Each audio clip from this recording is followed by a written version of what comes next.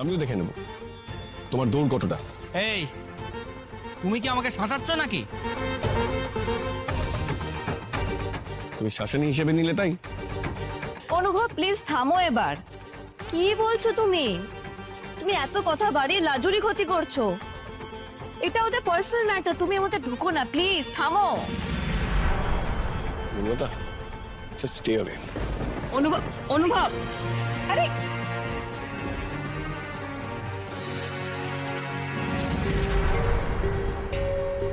আমি আমার জীবনের সবকিছু থেকে তোমাকে দূরে থাকতে বলেছি, সেটাই থাকবে।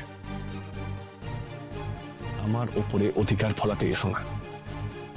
তোমার অনেক কিছু সহ্য করে আমি তোমার সঙ্গে বাস করছি। তোমার চুরি ক্ষমা করে তোমাকে আমি এই বাড়িতে থাকতে দিয়েছি, so be grateful for that. আমার ব্যাপারে কিন্তু তুমি ঢুকবে না। আমি কিন্তু তাহলে তোমাকে এই বাড়িতে থাকার কোনো গ্যারান্টি দিতে পারবো না। তোমাকে আমি তোমার বাপের বাড়িতে পাঠিয়ে দেবো, সেখানে বসে তুমি যত খুশি শুধু এর সঙ্গে প্ল্যান করো। You understand? আর এই কথাগুলো আমাকে চিৎকার করে বলতে বাধ্য করো না।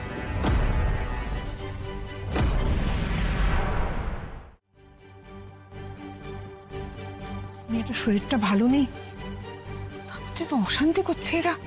মেয়েটা নিতে পারছে না।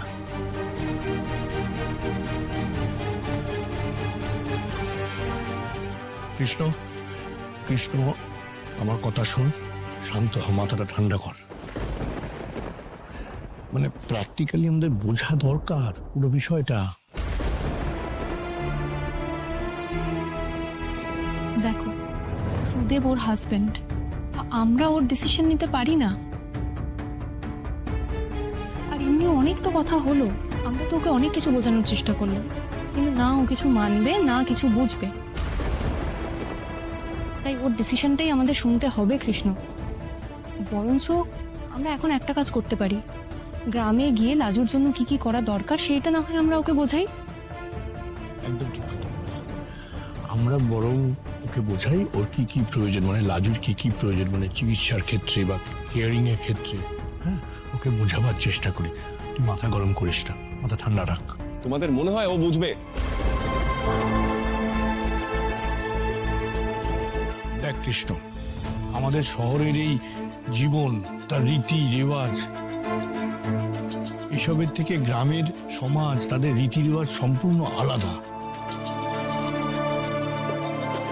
আমরা হয়তো ওর ভালো ভেবে কিছু একটা করব, কিন্তু সেটা আখেরে লাজুর ভালো হবে না, ওর খারাপই হবে।